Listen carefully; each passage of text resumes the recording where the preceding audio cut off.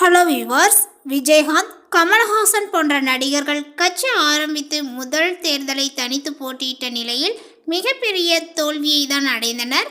எல்லாம் பார்த்துதான் விஜய் கண்டிப்பாக 2026ஆம் ஆண்டு தேர்தலில் தனித்து போட்டியிட மாட்டார் என்று முதல்வர் ஆசை விஜய்க்கும் அவரது கட்சியினுடைய தொண்டர்களுக்கும் பார்த்தீங்கன்னா ரசிகர்களுக்கும் இருந்தாலுமே முதல் தேர்தலிலே வெற்றி பெற்ற முதல்வராவது என்பது தமிழகத்தை பொறுத்தவரை சாத்தியமில்லை என்பதை விஜய் நன்றாக புரிந்து கொண்டிருப்பதாகவும் அவருக்கு நெருக்கமான வட்டாரங்கள் கூறுகின்றன.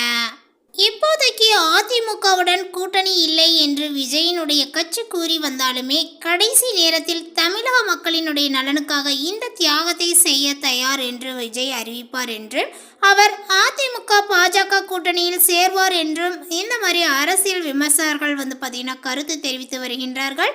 தற்போதைய நிலவரப்படி பார்த்தீங்கன்னா மொத்தம் உள்ள 234 தொகுதிகளில் பாஜகவுக்கு 50 தொகுதி, விஜய்க்கு 50 தொகுதி என்று முடிவுகள் செய்யப்பட்டிருப்பதாக கூறப்படுகிறது.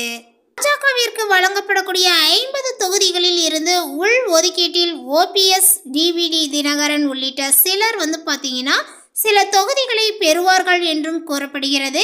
இந்த நிலையில் மீதமுள்ள 134 தொகுதிகளில் தேமுதிக, பாமக கட்சிகளுக்கு சில தொகுதிகளை பிரித்து கொடுத்துவிட்டு மீதமுள்ள தொகுதிகளில் அதிமுக போட்டியிடும் என்றும் எதிர்பார்க்கப்படுகிறது.